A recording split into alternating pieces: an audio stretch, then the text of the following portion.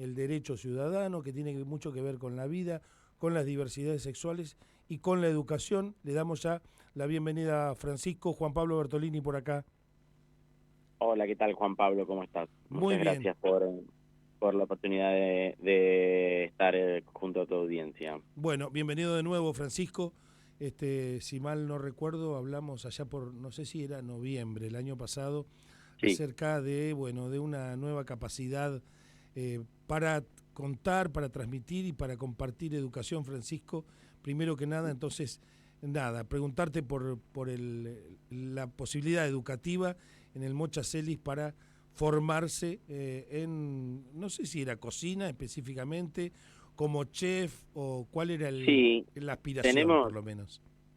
tenemos una nueva edición este año del programa Laika Chef junto a Electrolux, y en esta oportunidad es Día, eh, que bueno, el sector privado está invirtiendo para la formación de la población travesti, trans y no binaria, para generar oportunidades laborales. La Mochacelis es una asociación civil hoy en día, si bien su proyecto fundador fue el bachillerato, donde generamos la oportunidad de terminalidad de estudios secundarios. Hoy es mucho más amplio, tenemos terminalidad de estudios primarios, la terminalidad de estudios secundarios, formación profesional, el programa de acceso a derechos, que es un abordaje integral para que las personas puedan conocer y reclamar sus derechos o hacer transferencias de recursos, documentación, asesoría legal, etcétera. Un área de salud que acompaña todo lo que tiene que ver con temas generales de salud. Hay psicólogas, psiquiatras, un equipo médico, etcétera. Hacemos en general un abordaje integral, y tenemos también nuestro programa de empleo trans, incluso previo a la sanción de la ley de cupo laboral, con la intención de que, bueno, esta rueda de derechos, no importa dónde, desde dónde te acerques, en qué momento de tu vida o de tu trayectoria vital te acerques, puedas acceder de manera plena a los derechos básicos que deben garantizarse en un estado de bienestar. Muy bien. Y eso que describís como estado de bienestar es una democracia. Francisco, lamentablemente, en una época magra, oscura o nefasta, si se quiere, para la democracia, que es permanentemente atacada. Por eso también todo lo que tiene que ver no solo con la convicción para ir por más derechos, por más y mejores, sino todo lo que tiene que ver con la educación es y será fundamental en nuestra agenda, en una mirada que tiene que ver siempre también con lo colectivo. Y ahora sí, si te parece, vamos para el lado de las buenas, porque en los últimos días, la semana pasada, se confirmó un fallo judicial que le devuelve el laburo a 5 personas, a 5 trabajadores trans despedidos del Instituto Nacional de Cine y Artes Audiovisuales. Este organismo que había dejado de respetar el cupo laboral establecido por ley, Francisco. Sí, bueno, acá hay que poder ver las distintas capas, ¿no? Digo, porque por un lado tenemos la sanción en su momento, ¿no? La sanción de la ley de cupo laboral, que generaba oportunidades laborales para aquellas personas travesti trans mayores de 40 años, ¿no? El espíritu de la ley era reparar esa persecución por parte del Estado a través de los edictos policiales que estuvieron vigentes hasta el año 2012 en varias provincias argentinas. Estos edictos le permitían a la policía tener carácter de juez, detener a las personas por 2 motivos: escándalo en la vía pública, que era cualquier cosa podía entrar dentro de esa categoría, o vestir las ropas del sexo opuesto. Estas eran 2 categorías que le permitían a la policía, y específicamente al área de moralidad, detener a las personas trans y en ese mismo momento dictaminar entre 15 y 120 días de cárcel. Obviamente no existían el DNI, por ejemplo, entonces iban presas las mujeres trans o travestis con otros presos comunes, con delitos más graves, desde violaciones, abusos o asesinatos. Y bueno, y la policía aprovechaba y pedía, por ejemplo, sexo a cambio de libertad, o que tengan sexo con los propios detenidos para calmar sus ansiedades o su violencia dentro de las cárceles. Así que bueno, eran arrojadas ahí también como carne de consumo, para los policías o para los detenidos, ¿no? Entonces estos abusos, estas violaciones constantes, diezmaron a una población porque todas terminaron con muertes tempranas, antes de los 35 años, eso hay que decirlo. Sigue siendo el promedio de vida entre 35 y 40 y solo el 1% llega a los 60. Entonces, con la ley de identidad de género, la ley de cupo laboral, y hoy trabajando por la ley de reparación histórica y otras leyes y reglamentaciones, se trataba de reparar una persecución por parte del Estado, no solamente en dictadura, sino también en democracia, ¿no? La presencia del Estado era solo a través de las detenciones y de las armas. Entonces, sí es importante contextualizar la ley de cupo laboral. Esto permitió ingresar al Estado a muchas personas, pero ni bien asumió Milei, despidió a la mayoría de las personas trans que habían conseguido un trabajo y con ello la posibilidad de alquilar y tener los recursos necesarios para una vida digna. Y en paralelo, el gobierno de Milei desbarató el Inca también, ¿no? Digamos, todo lo que es producción nacional, todo lo que tenía que ver con la cultura, hizo un trabajo siempre argumentando lo mismo, de revisiones, Equilibrio fiscal. de equilibrio fiscal, de supuestamente corrupción, pero es destruyendo, no corrigiendo, no mejorando, no pensando algún tipo de solución posible para estas supuestas corrupciones, sino directamente eliminando, destruyendo una práctica que no solamente lleva en la cultura, sino en la salud, en la educación pública. Lo vemos con el Garraham, argumentando siempre los niños con hambre, pero después nada, es absolutamente una estafa, una mentira. Viendo esta situación, muchas personas que habían podido empezar a trabajar perdieron sus empleos, quedaron endeudadas, no pudieron continuar con sus contratos en habitaciones, muchas de ellas tuvieron que volver a la situación de prostitución, y esto generó grandes daños no solamente físicos, sino también psicológicos. Se hizo un amparo de esas personas que habían entrado a trabajar y que fueron despedidas incumpliendo la ley de cupo laboral travesti trans, y de manera totalmente arbitraria estas personas fueron despedidas y ahora hay un fallo que obliga la reincorporación de estas personas porque se está violando varias leyes, entre ellas la de cupo laboral travesti trans, ¿no? Entonces, bueno, es una gran alegría, una cuestión judicial que ahora tenemos que hacer efectiva, que quizás el gobierno pueda apelar, pero bueno, en esta instancia ya está firme, digamos, la solicitud de reincorporación. Tenemos que esperar a que se efectivice. Los tiempos judiciales no son los mismos que los tiempos de las personas. Sería una gran lucha para que esas personas puedan estar en una mejor calidad de vida, pero también senta un precedente, un antecedente para otras personas que fueron despedidas en otras áreas de manera arbitraria y discriminatoria.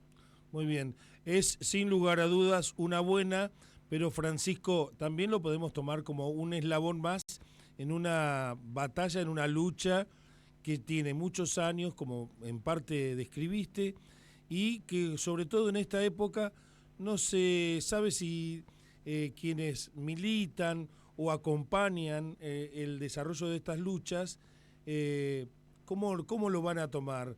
Digo porque muchas veces está esta mirada así, pero bueno, son todos retrocesos, ahora va para adelante, pero después va para atrás. Hay una trayectoria de lucha que sin lugar a dudas parece preparada para cualquier cosa, sobre todo cuando hay que hacer valer una buena, insisto en que parece por lo menos, y en principio se recibe como una buena noticia, pero sobre todo en un panorama tan desalentador, ¿cómo lo describimos? Sobre todo teniendo en cuenta, Francisco, que de por medio está el servicio de justicia, el trabajo del Poder Judicial de la Argentina.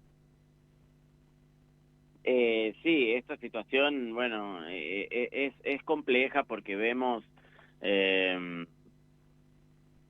vemos una situación de retroceso muy grande, una situación donde la separación de los poderes del Estado los vemos cada vez menos separados, la justicia en, empleada, digamos, directamente o respondiendo a los caprichos del Ejecutivo, con lo cual la justicia en este tipo de casos es una gran excepción. Todavía se puede creer en la justicia a partir de estas cuestiones, pero bueno, vemos que el Poder Judicial, ahí hay una casta real, digamos, que responde al momento este de turno que estamos viviendo, que bueno, termina sin poder resolver ciertas cuestiones, ¿no? Y un Estado que persigue directamente a la diversidad, al feminismo, a todo aquello que le pueda hacer algo de resistencia a este plan sistemático que vienen llegando, que está impuesto y que pretende responder a ese endeudamiento en general que quieren pagar con soberanía, ¿no? Digo, es perder los recursos naturales, es perder la soberanía nacional, es responder a intereses foráneos. Por eso apoyan generando más deuda que cada vez es más impagable y nos retrocede 40 o 50 años, porque la deuda que se toma no tiene que ver con infraestructura, no tiene que ver con mejora, no tiene que ver con industrialización, tiene que ver con sometimiento, y bueno, eso ya lo sabemos, ya lo vivimos, esta receta ya sucedió en la Argentina y se paga con vidas, ¿no? Claro. Se paga con calidad de vida, se paga con vida, se paga con contaminación, con destrucción de los recursos, con desprotección en todos los sentidos, y donde, bueno, la justicia ahí no pone un freno a un ejecutivo que está dispuesto, por sobre todo los intereses nacionales, a una cuestión que no tiene que ver con el progreso. Lo dijo hace un montón de tiempo, se terminó el estado de bienestar, piensen en otra cosa, ¿no? Digo, eso no, la democracia no va a garantizar los derechos básicos.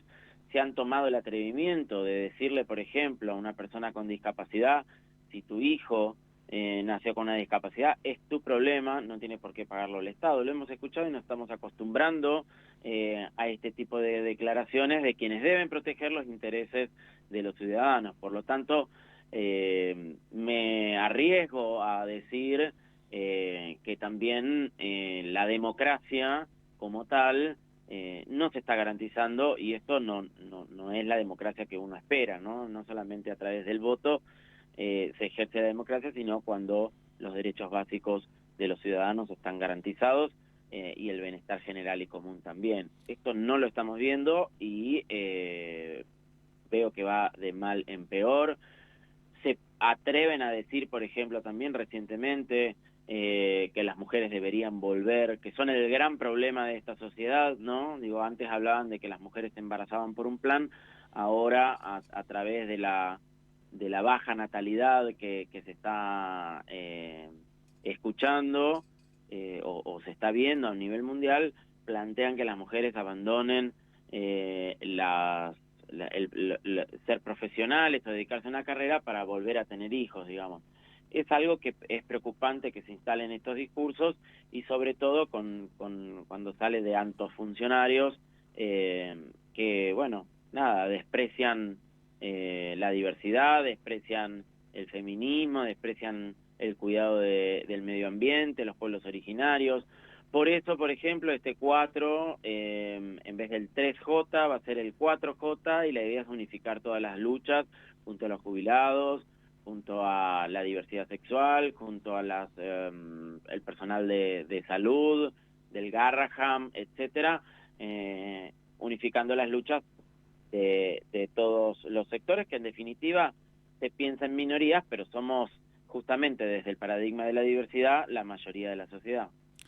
Definitivamente estamos deseando que también empiece a normalizar la sociedad fallos como el de la Cámara reciente, que le devuelve el trabajo a 5 trabajadoras trans o personas trans en el INCA, y que a través de esa normalización también haya una normalización en la posibilidad de tener este tipo de fallos, al menos de una parte del Poder Judicial, a quien seguiremos mirando de reojo mientras tanto, y volviendo a la olla en la que se cocinan las habas de la realidad nacional, Francisco, hay que reflexionar acerca de esto que los está convocando también a sumarse a las movilizaciones que en principio eran del sector pasivo nada más, pero que hoy está encontrando un montón de colectivos que dicen, bueno, ya no queda más alternativa que agruparse,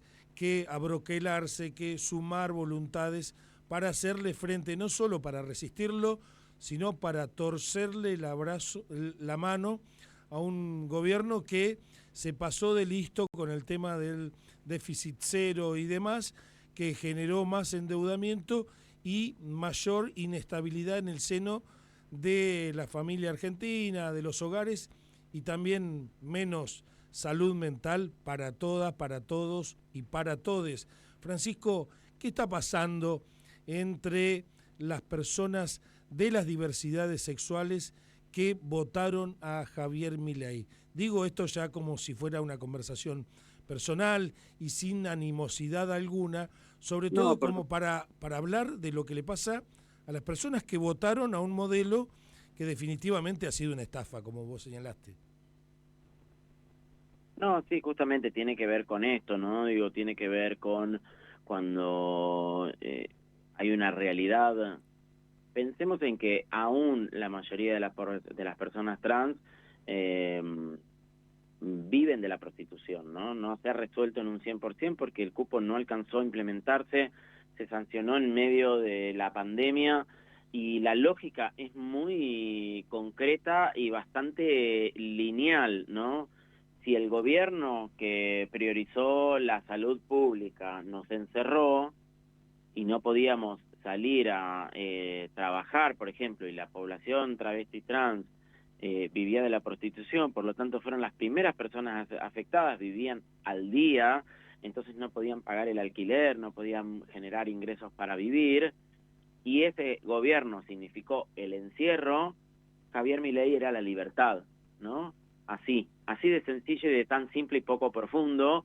Entonces mucha gente enojada que en ese momento no podía garantizar la existencia, votó con la posibilidad de, bueno, ser libres en ese sentido, poder salir, poder generar ingresos, y le prometieron una ecuación económica que fue literalmente una estafa. Pero bueno, eso para mí tiene que ver con la campaña, los medios de comunicación, las protestas. Digo, yo no olvido a Patricia Bullrich cortando las calles en todos los gobiernos anteriores, y hoy aplica una persecución a los jubilados y una violencia que bueno, no era lo que pregonaba, llamando a la gente a salir a la calle, ¿no? Digo, se ha dislocado todo.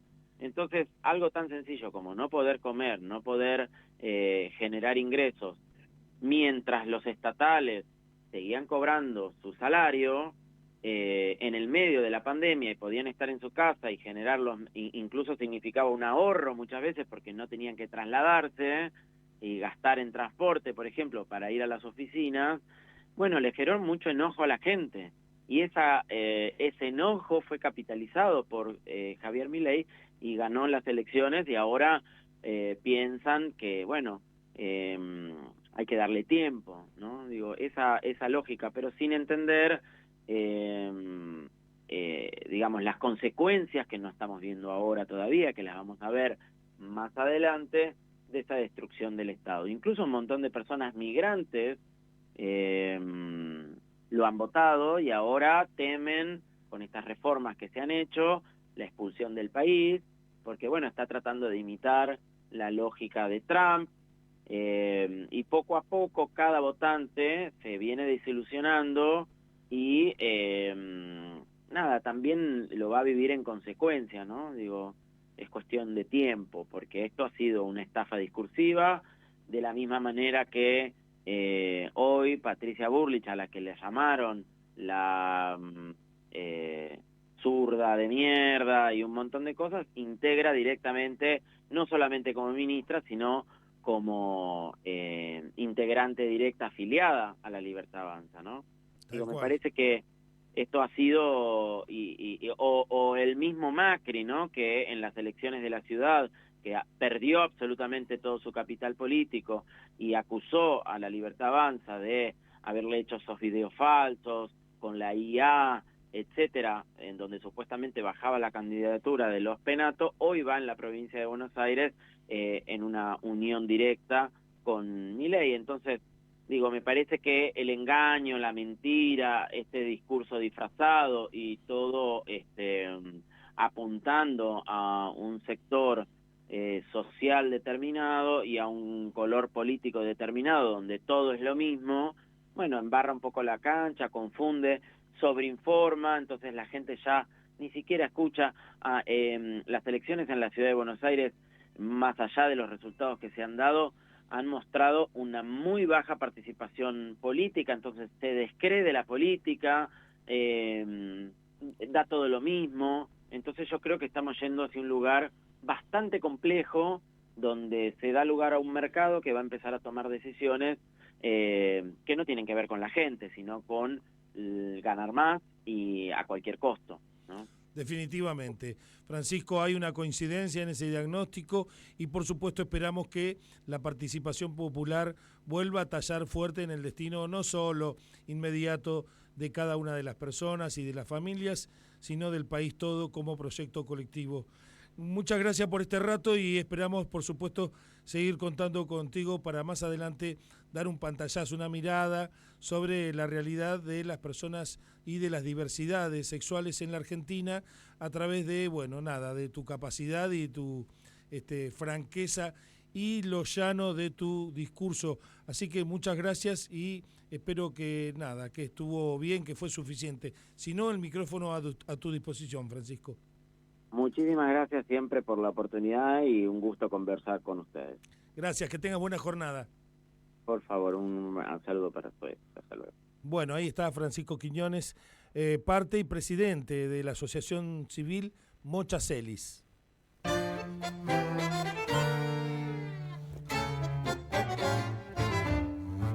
Ay, qué tango raro